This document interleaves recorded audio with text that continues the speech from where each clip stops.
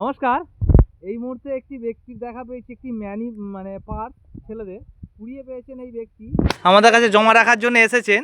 তো জেনে নেব উনি কি করেন, পেশাগত দিক থেকে কি করেন। দাদা কি করেন আপনি? আমি ব্যবসা করি একটা। কি কাজ করেন? ওই চিড়ে, চাল ভাজা, মটর, ছোলা আমরা সব বিক্রি করি দোকানে দোকানে।